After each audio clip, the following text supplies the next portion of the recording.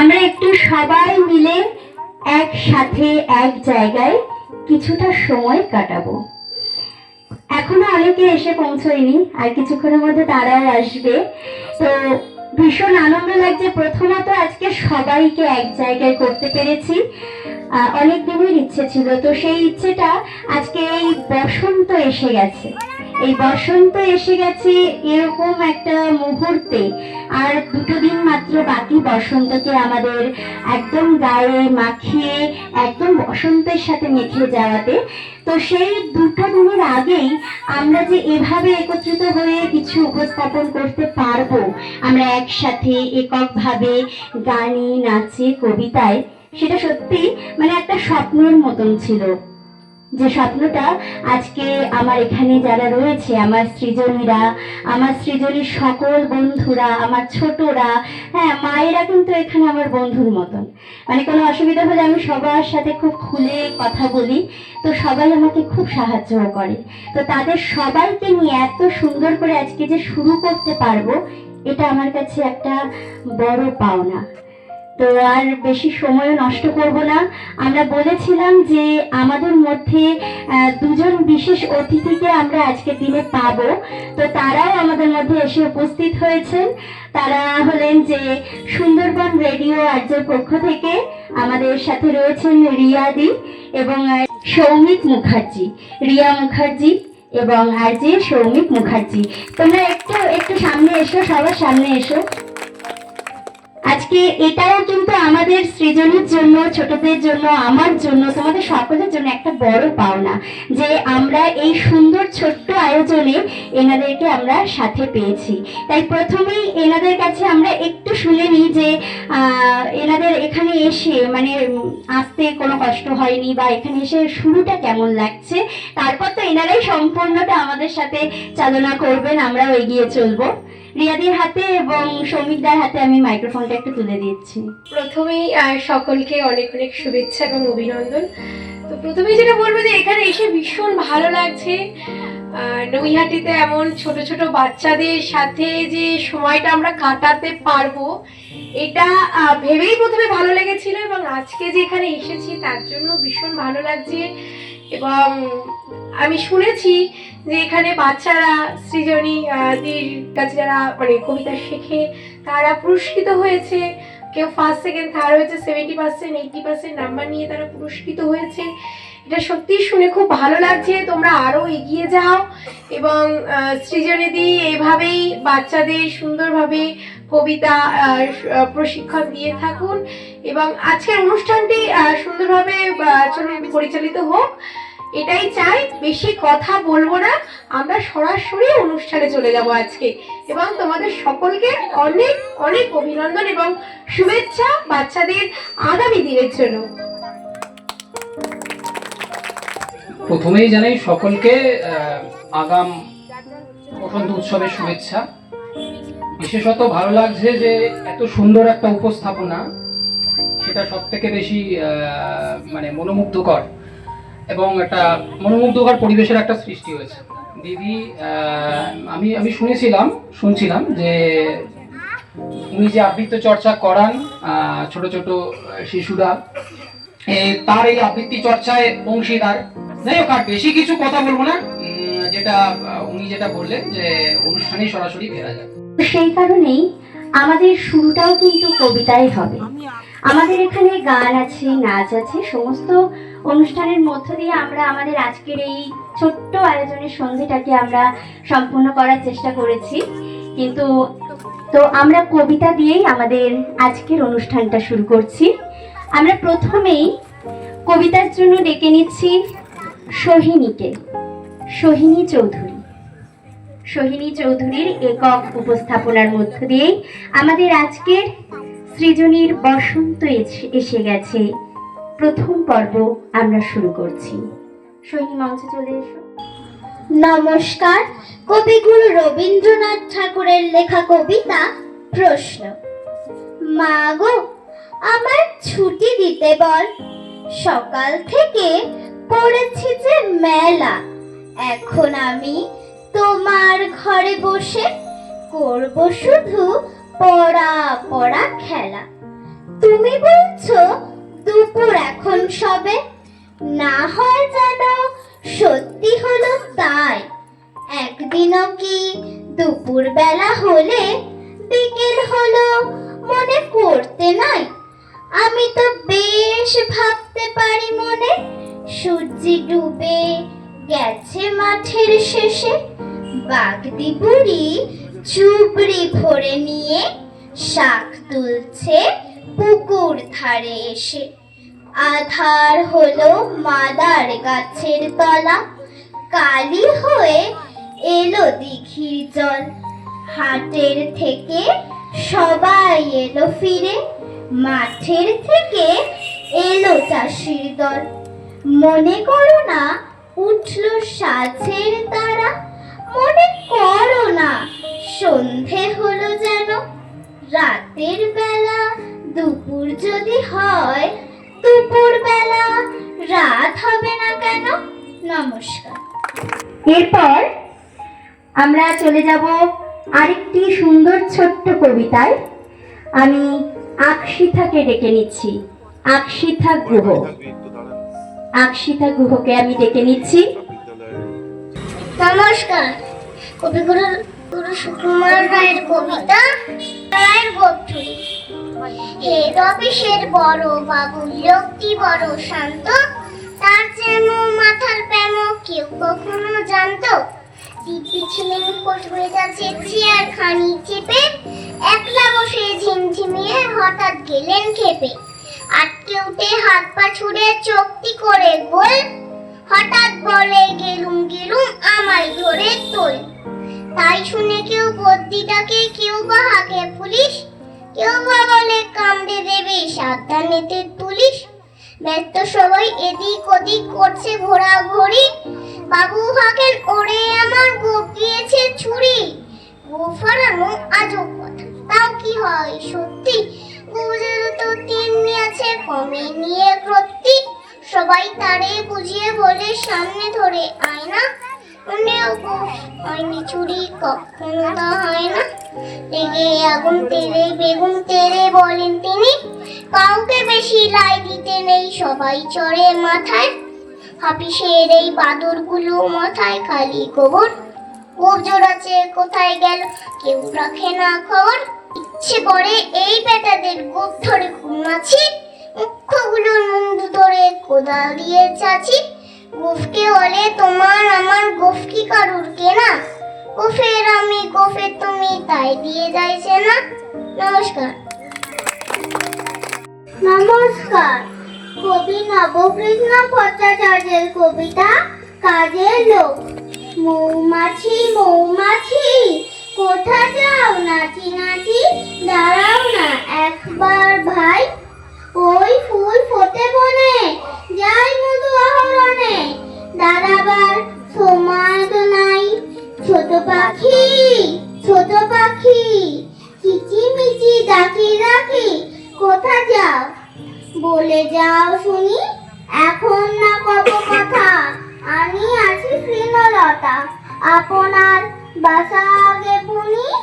পিপিলিকা পিপিলিকা দল বল ছাড়ি একা, কোথা যাও যাও ভাই বলি। শীতের সঞ্চয় চাই, খাদ্য খুঁজিতেছি তাই, ছয় পায়ে পিল পিল চলি। নমস্কার। এরপরে আমরা রাইকে ডেকে নিই। নমস্কার। কবি অপূর্ব দত্তের কবিতা বর্ণ পরিচয়। ঠিক মনে নেই, তখন বোধহয় 5 পেরিয়ে 6। চতুর্দিকে অচেনা সব, গা ছমছম ভয়। মাঝে মধ্যে দাদার খাতা কলম নিয়ে খেলি, বাবা হেসে বলতো আবার এসব কোথায় পেলি। মনে আছে সেবার সরস্বতী পুজোর দিনে বাবা আনলো শহর থেকে স্লেট পেন্সিল কিনে। কালীকিঙ্কর জ্যাঠামশাই পুজো করার পর আমায় কোলে নিয়ে বলল, এই নে এটা ধর। তাকিয়ে দেখি স্লেটের ওপর ছোট্ট একটা বই। আমি বললাম, এটা খারাপ, বাঘ ভাল্লুক কই?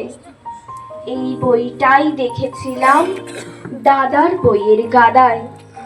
মাঝখানে এক ধ্যাবড়া ছবি, লালচে নাকি সাদায়। আমি তখন কি বা বুঝি, পুচকে একটা ছেলে। এই বয়সে কেউ খুশি হয় স্লেট পেন্সিল পেলে? আজকে যখন কাজের ফাঁকে পিছন ফিরে দেখি, ঘুমের জাগরণে হঠাৎ চমকে উঠি। একি লাল মলাটের ভেতর থেকে আসছে পাখা খুলে, মাধব ভুবন অভয় নবীন হাজার দামাল ছেলে। হাসতে হাসতে আসছে ওরা, ভাসছে খুশির ভেলায়। ভাসতে ভাসতে উঠছে মেতে আকারিকার খেলায়। হায় রে কবে হারিয়ে গেছে সেই সে ছোট্টবেলা, হারিয়ে গেছে মায়ের সঙ্গে লুকোচুরি খেলা, হারিয়ে গেছে স্লেট পেন্সিল দাদার কলম খাতা। এখন শুধু হাতড়ে বেড়ায় শুকনো স্মৃতির পাতা। আসবে না আর আসবে না সেই 5 পেরিয়ে 6। সাগর থেকে করি আমি বর্ণ পরিচয়। নমস্কার। নমস্কার। কবি শ্যামল কুণ্ডুর কবিতা ছুটি। এদিন ক্লাসে হয় না পড়া, যেদিন পড়ে ছুটি, এদিন শুধু হুল্লোড় কথায় লুটোপুটি। ব্যস্ত সবাই নিয়ে কে কে কোথায় যাবে, কেউ বা ঝড়ে আম কুড়িয়ে আম মাখিয়ে খাবে। জিতেন বলে হারু যাবে কোথায় বেড়াতে, হারু বলে পাহাড় যাব হই হুল্লোড়। কেউ বা বলে পাহাড় গেছি এবার যাব পুরী, শিবেন বলে যাব এবার নিউ জলপাইগুড়ি। কেউ বাবা মার সঙ্গে করে চিড়িয়াখানা যাবে, ভিক্টোরিয়া জাদু করে ইচ্ছে মতো খাবে। ক্লাসের কোণে তীর্থ তখন লিখছে বসে ছড়া, প্রদীপ বলে তীর্থ আজও কি তোর পড়া?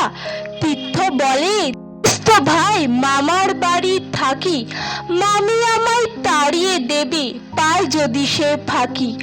মরার সময় মা বলেছিল কষ্ট হলেও পড়বি, কষ্ট করেই জীবনটাকে মানুষ করে গড়বি। তোরা সব যা বেড়াতে, আমি বসে দিন গুনবো, তোদের কাছে পাহাড় নদীর গল্প কথা। কেউ যখন দেখছে পাহাড়, কেউ যখন চড়ছে কেউ যখন দেখছে সাগর, কেউ চড়ছে পাহাড়। তীর্থ তখন বাসন মেজে করছে ছুটির পড়া। নমস্কার। এতক্ষণ আমরা প্রত্যেকে এককে আবৃত্তি অনুষ্ঠিত করলাম। এরপরে আমরা প্রত্যেকে সবাই মিলে একটি সমবেত আবৃত্তি পরিবেশন করব। প্রত্যেকে যারা যারা সমবেত আবৃত্তিতে আছো চলে এসো। আমরা একক কবি আমাদের আজকের অনুষ্ঠান শুরু করলাম। আমরা সমবেত কবিতায় এইমাত্র উপস্থাপন করলাম সকলে মিলে। এবার একটু আমরা স্বাদ বদল করে নিচ্ছি। আমরা নাচিয়ে আমাদের একটু কচি কাচাদের মধ্যে এই ডেকে নিচ্ছি। এখন আমি দেবাদ্রিতাকে একটু ডেকে নেব। দেবাদ্রিতার নাচ আমরা একটু সবাই মিলে দেখব। খুব সুন্দর এটাকে মঞ্চে ডেকে